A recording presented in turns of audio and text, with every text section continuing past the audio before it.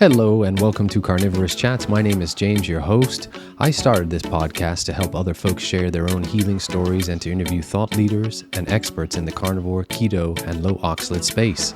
Before we begin, I'd like to give a shout out to Equip Foods and the Carnivore Bar. As an affiliate, you can use the link in the show notes to get a discount on their products when you check out using the code Carnivorist.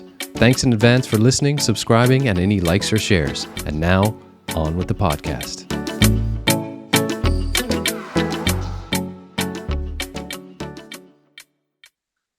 Hi, everyone, and welcome to Carnivorist Chats. It's your host, James. I am so honored today to be interviewing this young lady who I follow on YouTube and Instagram, and she has an incredible healing story to share. Olyveya Mazier, welcome to Carnivorist Chats. Thank you for having me.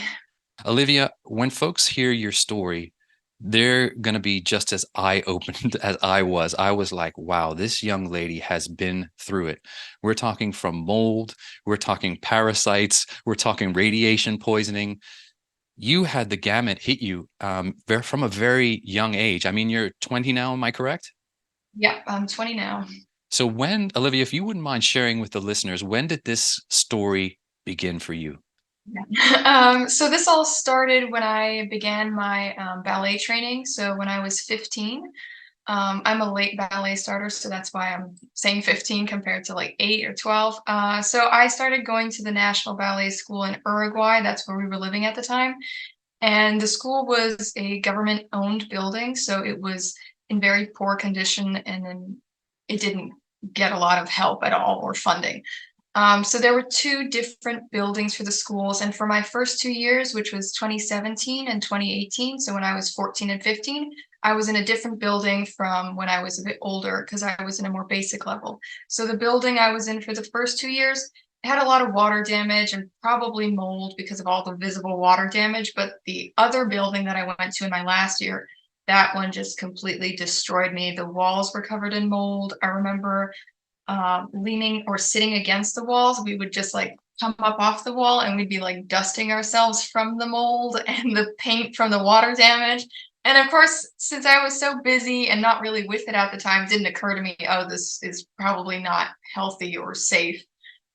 So yeah, that's kind of when it all started, around age 15. That's crazy. Now, Olyveya, looking back and looking at that school and that being, I know there's another piece to this puzzle early on, and one that we share a similar story on, in that you ended up contracting mononucleosis. And did that happen around the same time that you had been exposed to the mold at this school? Yeah, so I think it was mid-July of 2018, my whole school, so all of my classmates and myself, we all got mono, and I got it pretty bad. I was out for a full week, and for that full week, I couldn't really eat anything because my whole just lymph nodes were just completely swollen, and I couldn't eat anything, so I got really skinny. And before I fully healed, I had a trip planned with my mom to Hungary for a ballet intensive. Since we were in the summer hemisphere and then Hungary's in the northern, so it was summer there. So before I was fully healed, we flew, and that's when I originally got radiation poisoning. And since your thyroid gets the hit most from radiation, that's why you would take iodide to kind of kill your thyroid if you're going into a radioactive area. Of course, I didn't have that. So then after about a week of right after flying, my whole body just blew up in flames because we would get weighed fairly often since it's a ballet school. And before I left, I was around 42 kilos. And then we got weighed again a couple days after I arrived back, and I was 49. And I hadn't changed any of my eating habits, nothing. If anything, I was eating less because I was told while I was in Hungary that I was a bit chubby. So then if anything, I was eating less, but I had gained all this weight in like the span of a couple days. You know, I'm just thinking back as I talk with you, Olyveya, about my own journey. And I remember when I had the diagnosis of mononucleosis and how I was wondering why I was so fatigued. I literally couldn't get out of bed. Like you, my neck was swollen, my lymph nodes and my neck particularly. And one evening I was so fatigued and feeling so ill, I collapsed and had to be taken to the hospital. I ended up spending a week in hospital, and I was like a human pin cushion. They put all this fluids in me and did all this testing to see if there was, God forbid, anything else, which thankfully at that time it wasn't. What came back was Epstein-Barr, which is the virus Mm. for mononucleosis. And Mm. for those that don't know, you can, and what happened to me is that you can get it chronically. If your immune system takes such a hit and can't combat this viral infection, it will replicate and you get what's called chronic Epstein-Barr. And I had/have that. I mean, it's in remission now. I'm 100%. But for the last few years, especially on the tail end of my veganism where I was so sick, it was reoccurring and I could not get it to stop.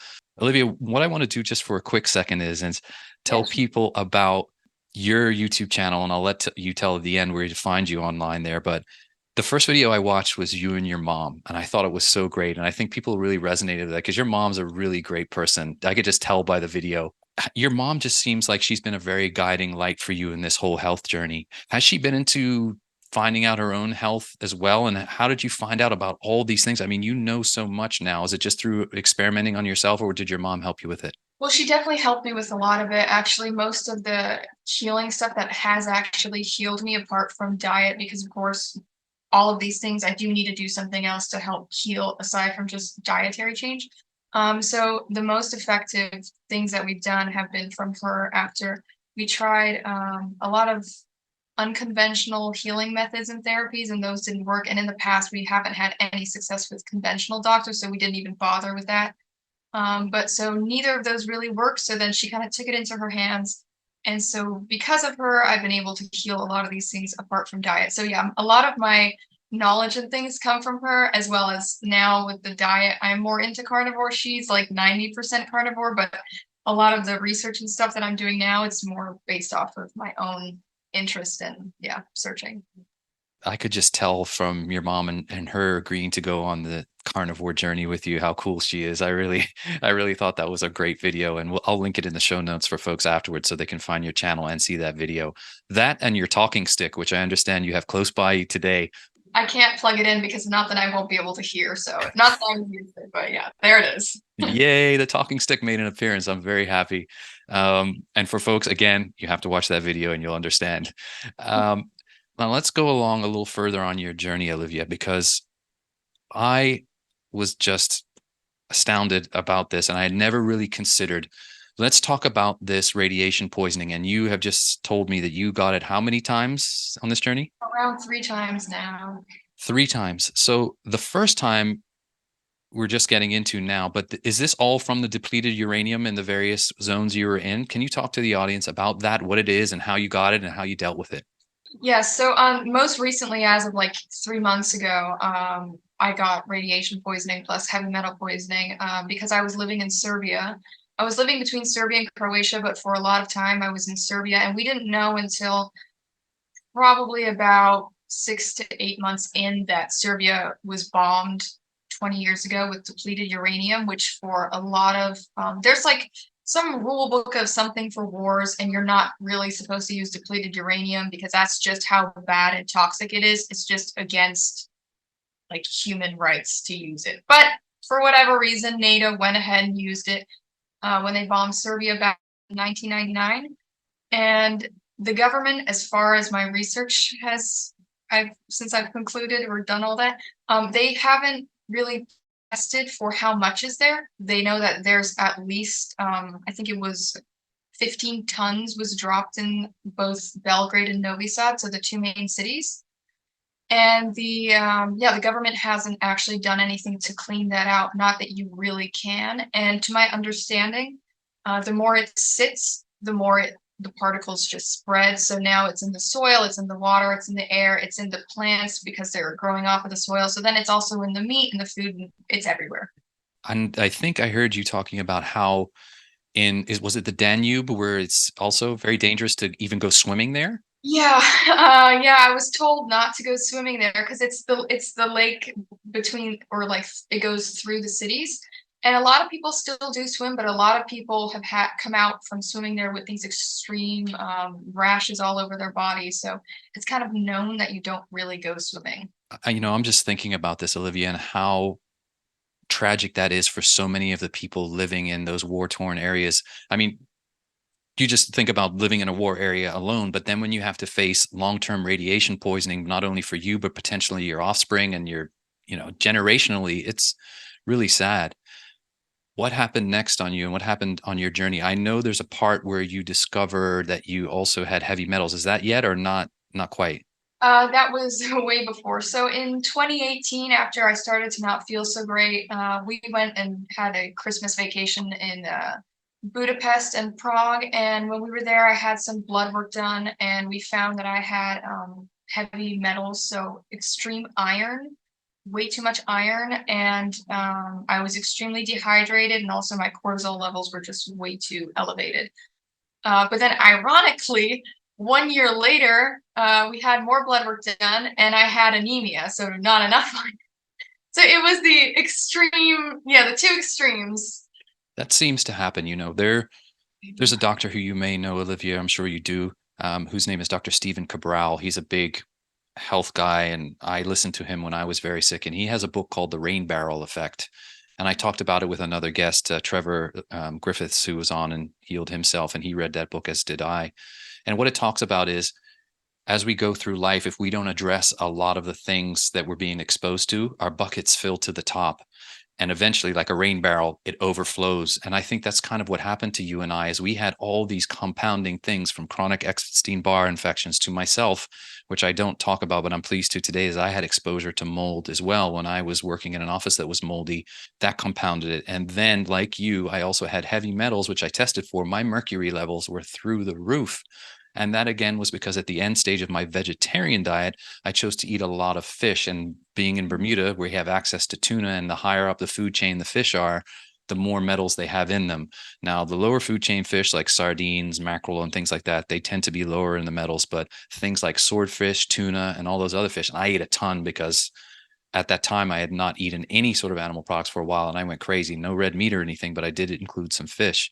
With your journey, it really resonated with me, because I think you, like me, had that rain barrel effect where it just spilled over and you reached your breaking point at one point. What happened then? Well, so I didn't come to realize that I had all of these health issues. My mom knew of some, but she didn't until about a month ago tell me about some other health issues, which I haven't really spoken about.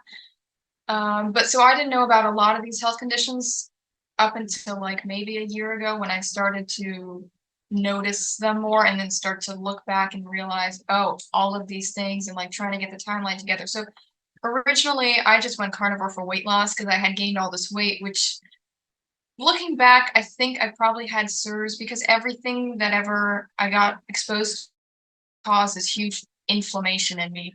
No matter what it was just always inflammation. So that's certain, but I haven't tested myself, so that's what I'm just thinking. But yeah, so originally I went carnivore just to lose weight. And what lit the flame under my bottom was I went to this ballet company, and they didn't want to take me on because I was too big. So that's what really did it for me. For those folks, the listeners that are wondering what SIRS is, is chronic inflammatory response syndrome. And again, it speaks to our immune systems being overburdened. And Judy Cho is an expert on this. I love nutrition with Judy. In fact, you can get tested for SIRS, and I've referred a few people her way to test for SIRS when I know that, like you and I, they have these compounding things that are causing their bucket to overflow, and they're getting no answers, even with the carnivore diet sometimes. And Judy talks about it a lot on her podcast. So thank you, Judy, for all that you do. Olyveya, let's talk a little bit now. I think I heard you say that, and I'm just going back to that point where you said enough is enough and you wanted to get to the carnivore diet. I think you twisted your ankle or something like that. And I just want to touch on the fact that I'm really learning a lot about the ballet lifestyle and how pressureful it can be, because it put a lot of stress on you and your body, and it continues to, but now you can manage it a lot more eating this way. I wonder if you could share with the listeners a little bit about what it entailed in being in ballet school and training for ballet, the hours and things like that, and how that affected you and where that breaking point came. Yeah, sure. So it was a lot of fun training in ballet for the first 2 years, because I was in the younger levels.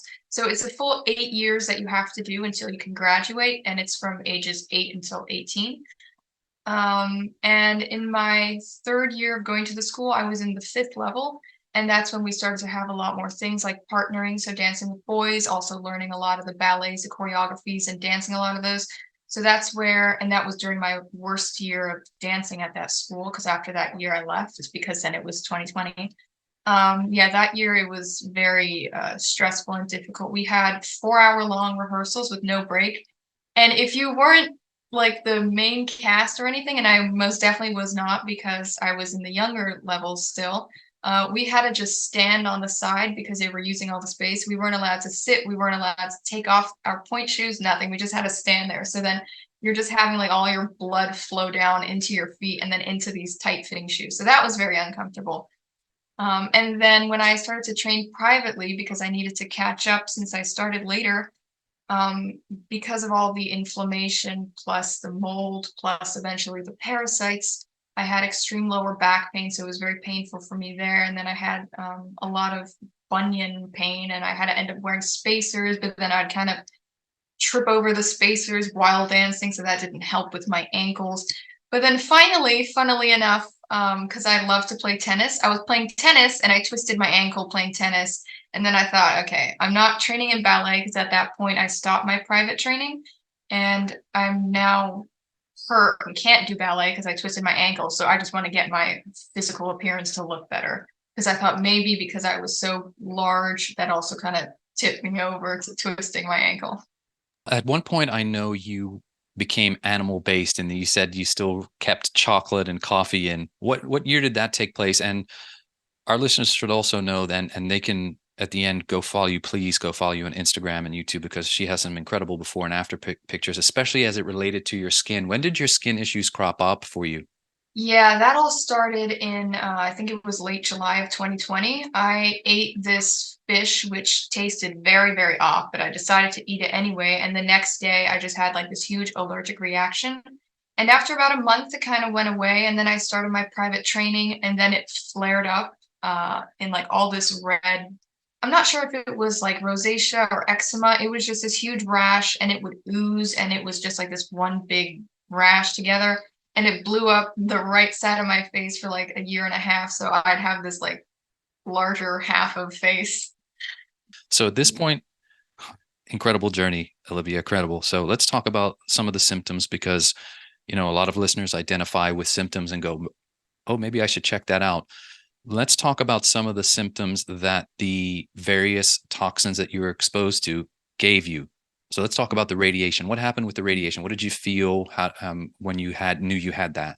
Yeah, so for that, the original 2 times that I got the radiation poisoning, it was just where my body completely blew up, and I just felt kind of spacey and couldn't really focus on a lot of things. And then most recently, I had a huge problem with hair loss, and my mom as well. So finally now I'm growing it out. I used to have really, really thick hair. So thankfully, because of that, it's not really bad, but it got to a point where I would just do this and I would have this huge clump of hair. Like I'm not even trying to pull it out, and it would just fall out. So that was from the radiation. I also got this extreme bruising. So my legs were just like covered in bruises, and I looked like I don't know, a leopard or something. It was just excessive bruising. And at first I was like, well, why is this happening? I'm taking vitamin C supplements because I thought, well, maybe on a carnivore diet, I need vitamin C. So I was taking vitamin C, and I don't take vitamin C anymore. And I haven't really noticed the difference without it. And I don't have bruises. But yeah, so it was that. And then heart palpitations. And that one was huge and kind of scary. Yeah, just constantly in my chest, all these heart palpitations and constantly on edge. Again, I can resonate with that, because when I was so sick, I was barely sleeping. My cortisol was through the roof. I could not calm down. My heart was constantly racing. I thought I was, and then I was testing my thyroid, and like you, my, thyroid was going back and forth, hypo to hyper at one point. As far as the mold goes, I assume that's probably an ongoing journey for you in detoxing from the mold. Things that people notice from mold exposure, I wonder if you could give some examples, but I know for you, it had a lot of sinus issues, correct? Yeah, a lot of sinus issues. I was looking back through a lot of photos and videos because I used to take a lot with my friends, and my voice was just so nasally compared to what it is now. So yeah, a lot of issues. I used to have like the post nasal drip, so it would constantly be dripping Yeah, or like, I don't know if it was the same with you. You wake up in the middle of the night and you'd have to blow your nose all the time, or you'd have to sleep with the pillow up so that it could come out and you wouldn't be like suffocating. So that was a lot of it. Yeah. Yeah, this is such a great conversation because oftentimes, Olivia, I don't remember a lot of the things because I think my mind is blocking it out now. And then when it triggers me to reminds me of the state that I was in. And at the worst, my ears were plugged. I couldn't hear people. I was telling people, I can't hear you. My whole eustachian tubes in your ear, and my throat was constantly phlegmy. I had a severe candida infection on top of that, where my tongue was white, everything was coated. So it was just awful. And people don't realize that the mold can be a really debilitating thing, and it's often the thing that triggers people's immune system, as we talked about, to spiral in to get really bad. Yeah, no, I was just gonna say, yeah, it spirals your immune into getting like maintaining a chronic disease or something like the Epstein-Barr you were mentioning earlier. That's right. It allows that virus to thrive because it affects your mucous membranes through your gut. Your digestion gets altered sometimes by a mold. For those that haven't seen it, I'm just going to do a quick aside. I don't know if you've ever seen it, Olivia, but Dave Asprey, who's the Bulletproof Coffee guy, does all the bulletproof products. He made a mold movie called The Moldy Movie, and it's all about mold exposure and what to do. Really good movie, and I'll link it in the show notes for folks. Really powerful movie. Okay, we've talked about the radiation. We've talked about the heavy metal. Let's talk to a subject right now. And as I mentioned to you before we started recording, I'm not going to steal all the thunder from your upcoming video, but That's let's okay. talk about our good friends, the parasites. Yeah. How did you figure out that these were a part of your journey? And by the way, they were for me too. Funnily enough, yeah, to add on to the list of things. Yeah. Yeah, so my mom started doing a bunch of different healing methods so she can kind of test and see. So we were doing a lot of biofeedback scans and I was getting a lot of parasites showing up on that. But then most recently, which is actually a good thing, you start to physically see them, which is just absolutely disgusting. But the good news is that it's out. But so I realize every single time, because despite the fact that I've been carnivore for about a year and a half now, I still get outbreaks. And I was thinking, okay, well, there's obviously something else going on. So then that's where I started to think, okay, mold, what else could it be? Then eventually we got to parasites, potentially could be heavy metals plus environmental toxins. But yeah, so anytime that I had parasites, I would get these really painful pimples. And I'll talk about this in my video too, but I'll mention it now. On my cheeks. And it was just like this really hard under pimple that you can't surface or excrete out. So that would always happen with the parasites. Plus, I would get this really, really uncomfortable tingling and itch under my leg that feels like something just crawling through your skin. And I can't really itch that or satisfy that weird tingling. And since parasites don't really let you sleep a lot because it's a lot of discomfort in your stomach, I'd be awake in the middle of the night with this tingle and it was just a whole mess. It wasn't fun. But so yeah, recently doing a lot of tests plus physically seeing them I came to realize that, yeah, I had parasites. So I've been taking a lot of things. And as of hopefully, I think like 2 weeks now, I think I'm fully clear. Thinking back to my journey, Olivia, Yeah. I was exposed, I'm convinced, when I took a trip in 2019 and I was swimming and drinking water that I think was contaminated, Yeah. unfortunately for me. People need to understand that parasites aren't just the typical worms you think of, but they're also things like amoebas and Yeah. bacteria and all kinds of things. And yeah, especially again, when you have compounding infections like a candida infection and a heavy metal infection, parasites and heavy metals, they love one another, and candida, they all go together, and you can get this buildup in your body where they proliferate in these environments that you're a beautiful host for, because when your thyroid is low, you have a low basal body temperature, which mine was constantly, I was constantly freezing cold when I was hypothyroid, right? And so the parasites love that, and they will keep your body temperature low so they can incubate and keep reproducing. It's a horrible thing to think about, but I at the time took a protocol from a company called Microbe Formulas, which is a really powerful protocol, and it was helpful. But again, it was a very powerful thing that really made me weaker in the end. But I'm convinced now, looking back, it did have some benefit for me in removing the parasites, or at least some of them, specifically a lot of the candida infections. So I can't totally discount that.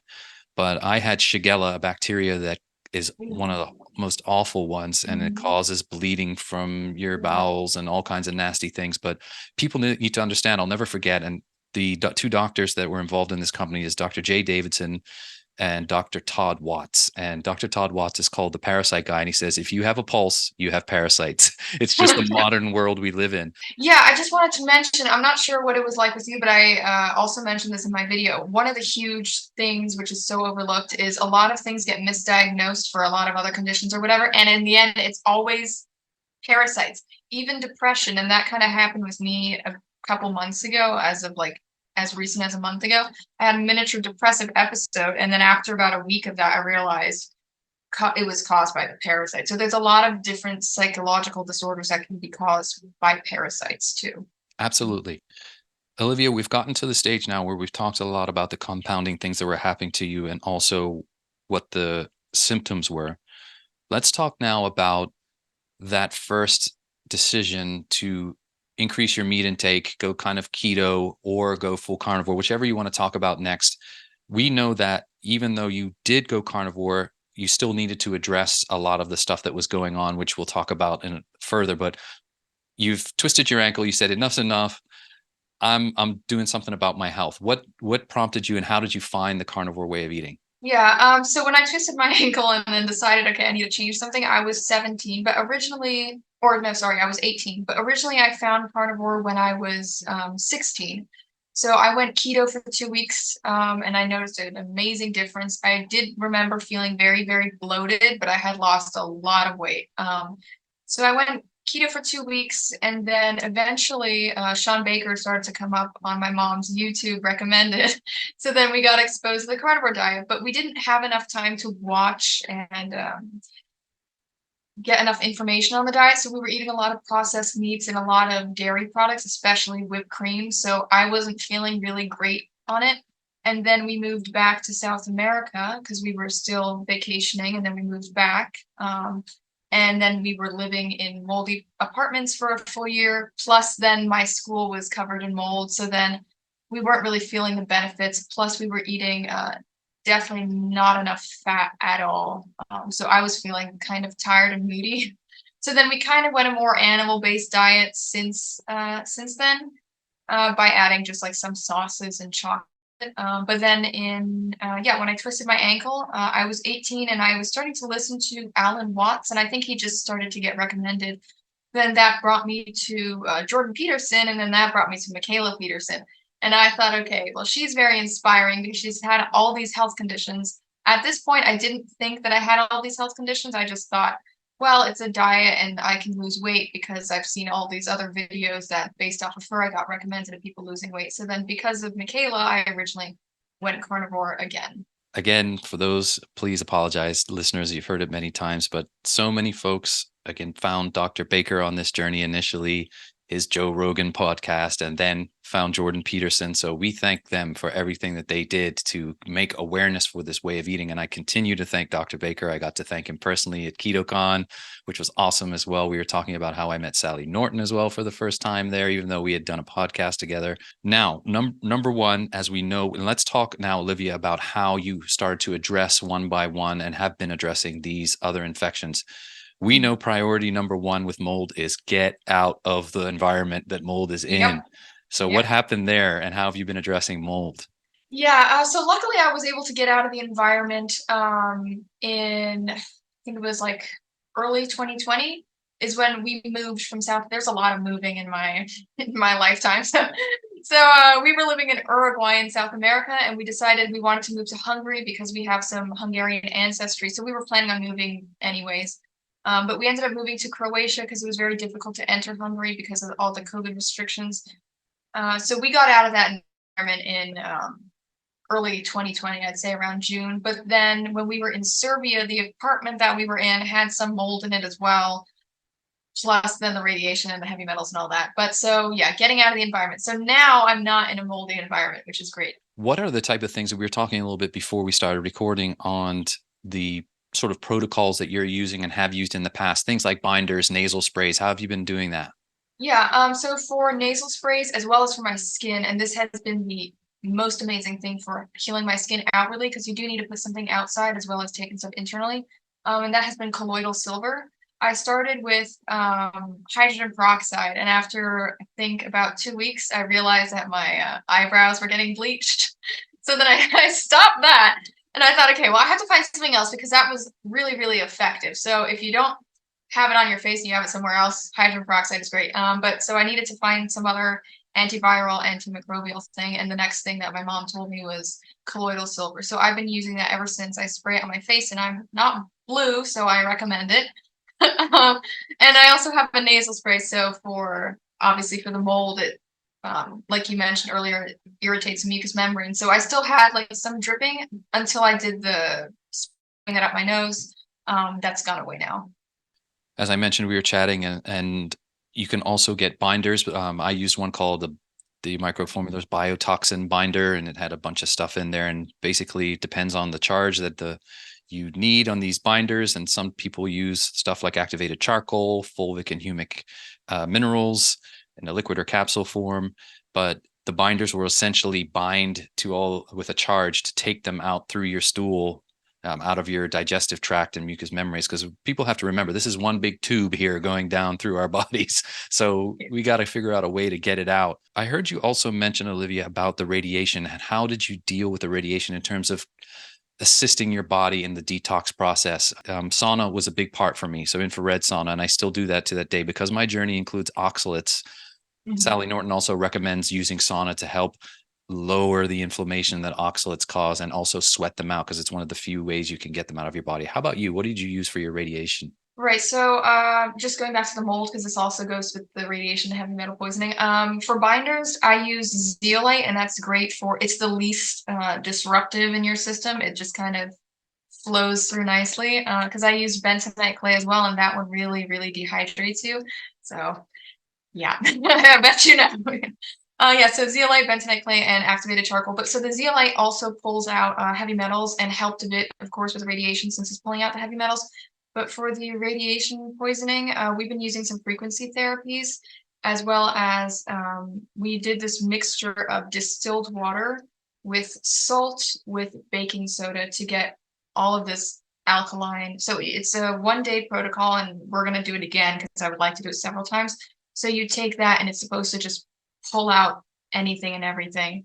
So I've done that, plus some frequency therapies and some other alternative therapies, and I've noticed a huge difference. No more heart palpitations, no more hair falling out, all of that stopped.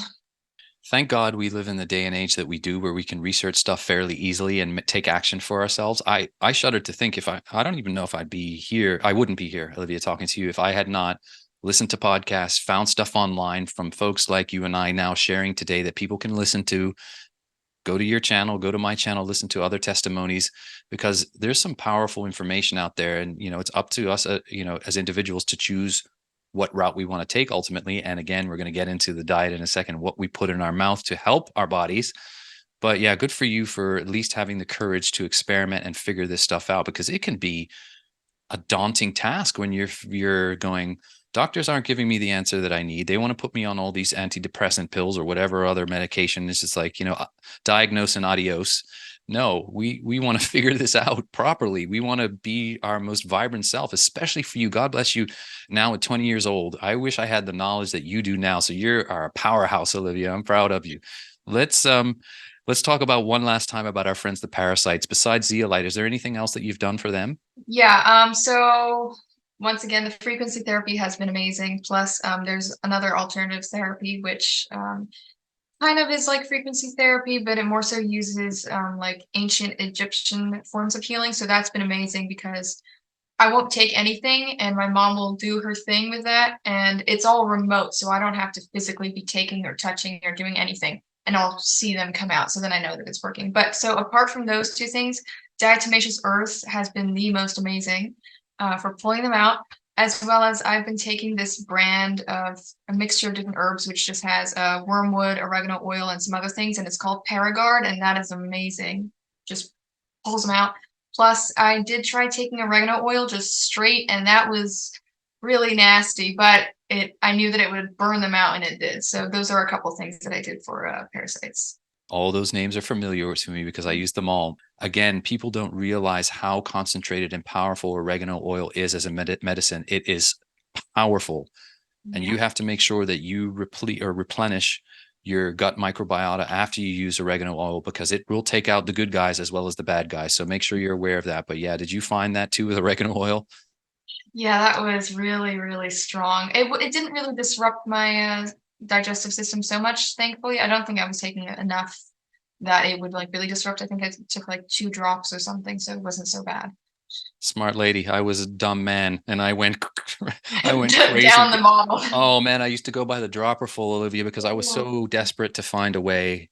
Yeah. I was so desperate to find a way of healing, and I didn't know what was going on. I was really nervous. And so I was like, oh, I've heard this is good and kills parasites. Man, it burned. I'm glad I don't have to do that anymore. Yeah. Let's talk about the fun stuff now in the carnivore diet, the carnivore ballerina. I love that because you were out on the social media space and I was like, catchy name, awesome lady, great content. It's really cool. Talk to us and the listeners about the carnivore diet for you and what it has meant, how it's impacted your health, those type of things. Yeah. So as of like, I think it was like maybe 5 months into carnivore, I just noticed, because when you don't have symptoms anymore, you just kind of forget that you ever had them. I don't know if that's the same with you. You don't remember until one day you look back and you're like, oh, I used to have that and now I don't. So yeah, with wearing the point shoes, I had this extreme bunion pain because we're constantly rubbing against that bone, and then it got to a point where I would just like touch it very lightly, and it was extremely painful. So that completely went away without me taking anything, because this was before I realized that I actually had to take stuff to get rid of all the other things. So I attribute all of that to carnivore. My lower back pain went away, and now it's extremely flexible, which is amazing. I also was never really flexible. Um, because I never really stretched. Well, I stretched, but I never really stretched because muscle recuperation was just terrible. So I was constantly in pain, so I couldn't really. Whereas now, being carnivore, muscle recuperation is really fast and amazing. So it allows me to stretch a lot more, which has made me a lot more flexible, which is great for ballet because it's a lot more athletic now and gymnastic like. But yeah, so apart from those things, another great thing was I stopped sweating, which is, I attribute that to like you have toxins and your body's trying to get rid of the toxins from whatever toxins that you're consuming, which could be vegetables or whatever. So because I've cut those out, there's nothing that needs to come out. So that went away. As well as going back to 2019, when that was kind of my worst year exposed to the mold. Towards the end of the year, so the last 4 months of the school year, I had to drop all of my ballet classes except for the most basic one, just so that I could pass the exam, which is about an hour and a half compared to like 6 hours a day of training. And that was just because I was so fatigued and I just couldn't hold my body up to do all of that. So going from that to last summer, being able to do a full almost 2 hour ballet class and then a 5 minute break, immediately being able to run like 3 solo variations and not being like dead on the floor tired, plus then doing like a contemporary class for an hour and a half and all these things, like 5 hours worth of dancing with only like 5 minute breaks every so often. It was amazing to go from that to now this. So it's improved my stamina immensely. It really is unbelievable, Olyveya. I mean, I feel literally I'm feeling old right now when I say this, but I feel 20 years younger than I am right now. And here you are just 20. Oh, James, you're getting old. It's all good though. I feel fantastic. I literally do feel 20, 25 years younger than I am now. I feel great. I'm putting on muscle again. It has come down to literally what I put in my mouth and what I'm able to digest. Thank you, Nutrition with Judy. And now that I'm digesting well, thanks to the carnivore diet, I'm not bombing my gut with high oxalate vegetables every day, all day, and the parasites that were there and all the other things. So you now are seeing these results. And I had a gentleman by the name of Ryan Talbot, who is the carnivore decathlete, on my podcast. And I'll say the same thing to you that I said to him, and as I said to you earlier, you guys are crushing it. And folks, Olyveya is being modest when she says she's flexible. I was watching some of her warm-up routine videos. Holy moly. I would be in hospital if I tried any of these maneuvers. So good for you. Good for you. I'm glad you've seen such an impactful result. And yeah, you're going to be crushing it for years now. It must be really exciting for you to feel this way. Finally feel like you're supposed to feel. Yeah, it has been amazing. It's been really freeing. There have been a lot of times. I'm not one for being very emotional just because I haven't, due to some personal issues. But yeah, over this time of healing, first seeing the physical difference, then being able to see the flexibility, plus then no lower back pain. I've just like broken out crying just of how amazing it was. So yeah, it's been life-changing to say the least. Olyveya, I want to talk on one point before we go into what you eat on a daily basis now, some of your favorite foods. But I just want to talk on, especially for the women that listen to the podcast, especially when it comes to your face routine and how you helped your face, along this journey. I know you did a YouTube video on that, and I can link folks to the YouTube channel for that. But I wonder if you could take just a minute or two just to say what, you helped along the way, that for those ladies that are dealing with issues with their skin, and it can be so challenging, and I understand that. So thank you, if you would. I've tried probably any and all forms of skincare routines, like the 7-step Korean skincare, and then like the more Western where you dry everything out, and nothing worked. I tried all sorts of different products without fragrance, without alcohol, all these things, and nothing worked. So I've come down to this one routine, which I stick to now, which is in the morning, I wash my face with water, then I pat that off, and then I moisturize with tallow cream.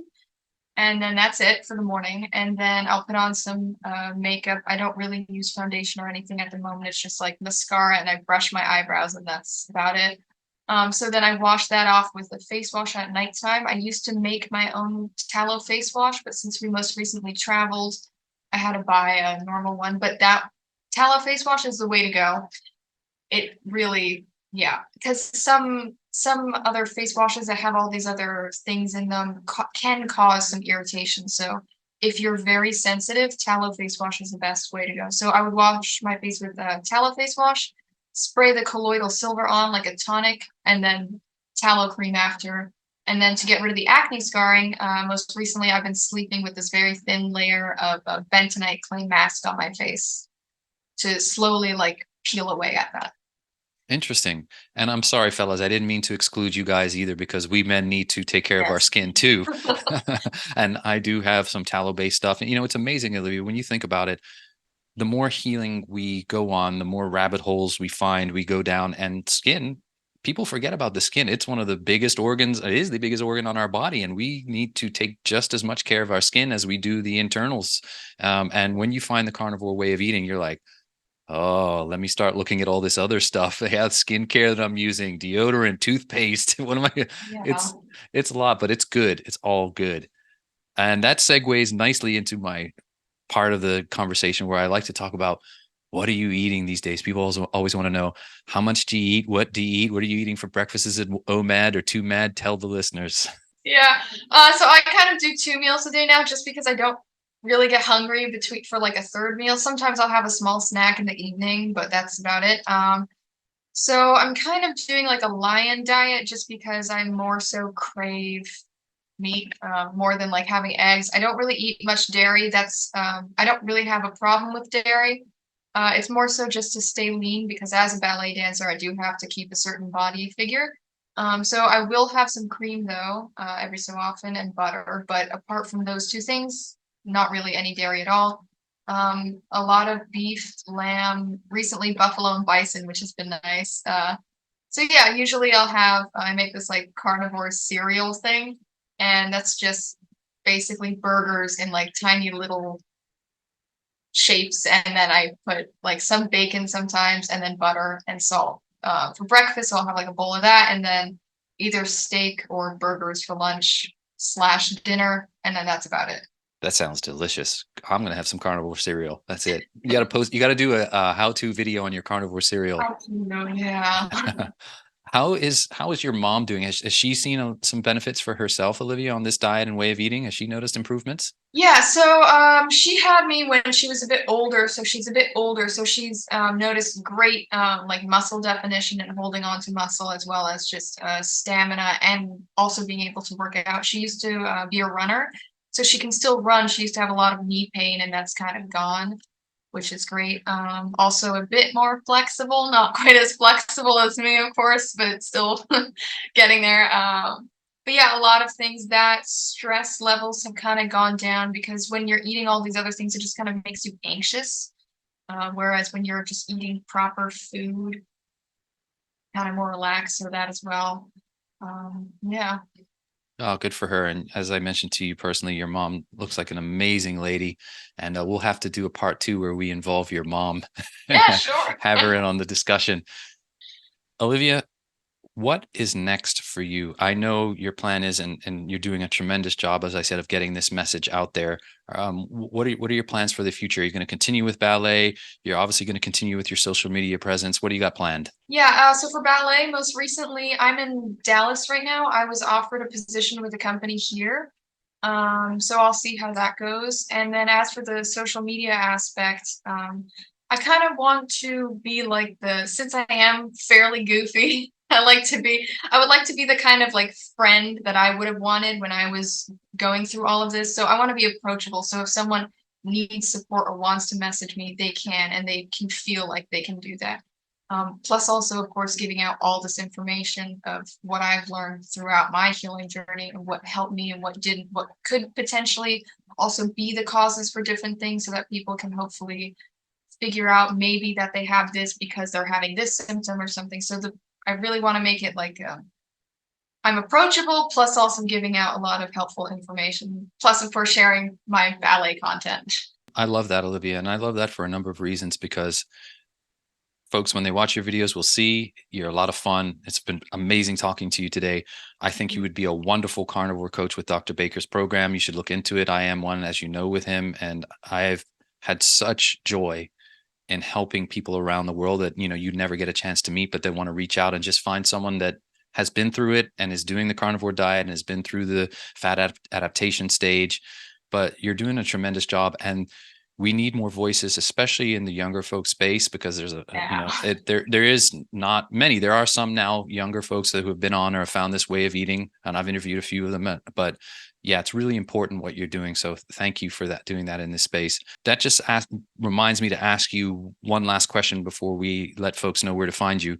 Did you have any challenges adapting to the carnivore diet, like fat adaptation and digestive issues, as you moved more into heavy fat eating?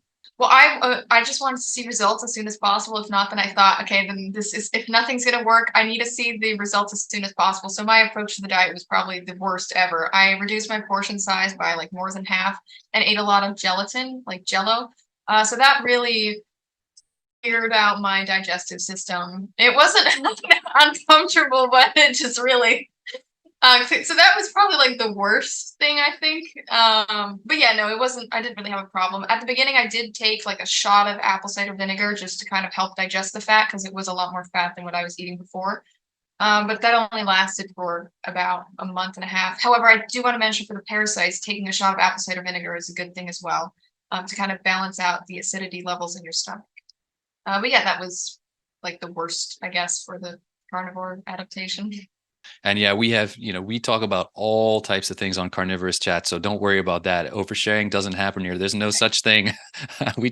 I've told my story about my journey in front of, literally, now that I've been on Dr. Baker's program, thousands of people. So, hey, it's honestly, Olyveya, that's what people need to hear sometimes, because we shouldn't really be embarrassed about this, especially if we're suffering. We need to help people where they're at. And I think, like I said before, you're doing a tremendous job.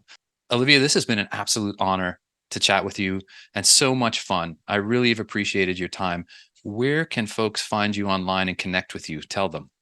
So I'm everywhere at Carnivore Ballerina, except for Twitter, which is just at Olyveya with an extra A, and that's spelled Olyveyaa. So that's how my name is spelled, but it's just Olyveya.